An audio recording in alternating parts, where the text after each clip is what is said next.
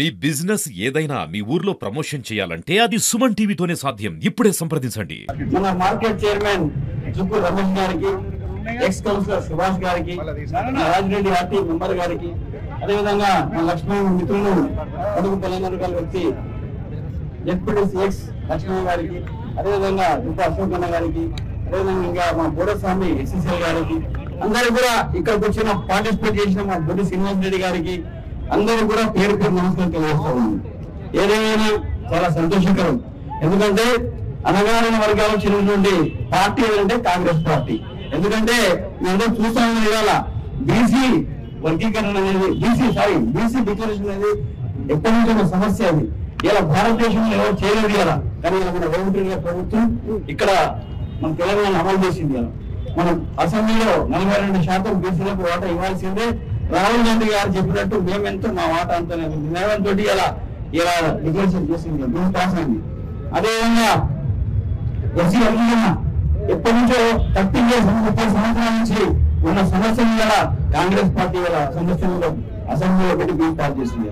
ఆ తర్వాత దానికి సంబంధించిన వ్యక్తులు మన ఉత్తమ్ కుమార్ రెడ్డి గారు సర్పంచ్ చైర్మన్ గారు, అదేవిధంగా పొన్నం ప్రభాకర్ గారు బీసీ చైర్మన్ గారు, అదేవిధంగా బడుగు పల్లెనాడు గారి వ్యక్తి ఆశ్రమ మన టీపీసీసీ అధ్యక్షుడు మహేష్ కుమార్ గౌడ్ గారు, ఆ తర్వాత మన పెద్దలు గౌరవనీయులు మన మంత్రులు కోమటిరెడ్డి గారు, వెంకటరెడ్డి గారు, ఎందుకంటే ఎప్పుడు బీసీ ఉండే వ్యక్తి కూడా, ఎస్సీ ఎస్టీలలో ప్రేమ ఉండే వ్యక్తి కూడా. కాబట్టి వీళ్ళందరూ కూడా సహకరిస్తేనే ఇవాళ ఈ బీసీ బిల్ పాస్ అయింది, అదేవిధంగా ఎస్సీ వర్గీకరణ బిల్ పాస్ అయింది. కాబట్టి ఇలా కాంగ్రెస్ పార్టీ అంటే మామూలు పార్టీ కాదు. కాంగ్రెస్ పార్టీ అనగానే పార్టీ, బీసీ ఎస్సీ ఎస్టీల పార్టీ. ఎందుకంటే అందరూ తెలిసి ఇలా కాంగ్రెస్ పార్టీ వచ్చిన తర్వాతనే ఈ కదలిక వచ్చింది. రాహుల్ గాంధీ గారు డిక్లేరేషన్ ఏదైతే కామారెడ్డి చేయాల, ఆ తర్వాత వరంగల్ డిక్లేరేషన్ నాకు కాంగ్రెస్ పార్టీ అధికారం రాజకీయం అవుతున్నా ఆ అధికారం రాజకీయ వాగ్దానాన్ని పూర్తి చేసింది. ఇవాళ సంవత్సరం రోజులే ఇవన్నీ కూడా చూపించడం కదా కాంగ్రెస్ పార్టీ. కాబట్టి కాంగ్రెస్ పార్టీని మీరు ఎప్పుడు మర్చిపోవద్దు. ఇలాగే మన మోహన్ రెడ్డి గారు మిత్రులు చెప్పినట్టు మనం సామాన్య కార్యకర్త ఊళ్ళో ఉండే మంత్రి బీసీసీ అధ్యక్షుడిగా నేను పనిచేసిన వాళ్ళ కాంగ్రెస్ పార్టీ గుర్తించి నేను అందరూ కూడా పెంచి నమస్కారం చేస్తాను. ఎందుకంటే ప్రతి ఒక్కరి కార్యకర్త సహకారం చేయాలి. అధికారం లేనప్పుడు మోహన్ రెడ్డి గారు మిత్రులు అందరూ కూడా పార్టీకి అడ్డుకుంటుంది, పార్టీకి ఎన్నుకుంది, పార్టీ సందేశం రావడానికి అందరికీ కూడా. అదేవిధంగా ఎస్సీ బీసీ బిల్ పాస్ అయినందుకు వీరందరూ కూడా ఈ కార్యకర్తలు ప్రయత్నం వచ్చి వీరందరూ కూడా ఇక్కడ బీసీ ఎస్సీ బిల్లుకి అందరినీ ధన్యం తెలియజేస్తాము.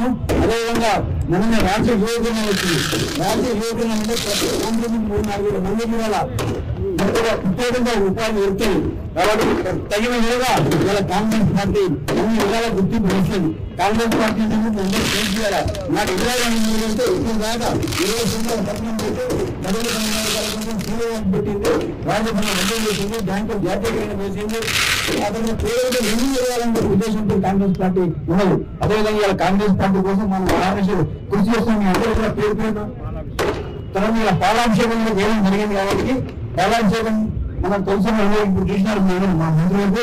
తర్వాత ముఖ్యమంత్రి గారు పాలాభిషేకం జరిగింది. మనందరూ కూడా ఈ బిల్ పాస్ చేసినందుకు ఒక ముఖ్యమంత్రి గారు ఒక అగ్రవర్ణ చెందిన ఎత్తైనా సరే బీసీ ఎస్సీ బిల్ ఇలా అసెంబ్లీలో పెట్టి ఒక విషయంతో ఒక పద్ధతి చేసినందుకు మనందరూ కూడా